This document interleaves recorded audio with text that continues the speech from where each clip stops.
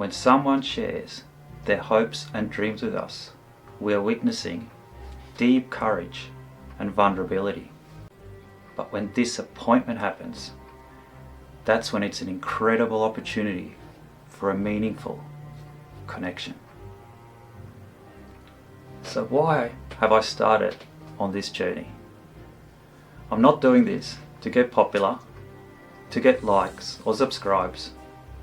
I'm doing this because there's a whole lot of noise out there, a whole lot of voices, and so many opinions, but not a whole lot of clarity, truth, awareness, or hope.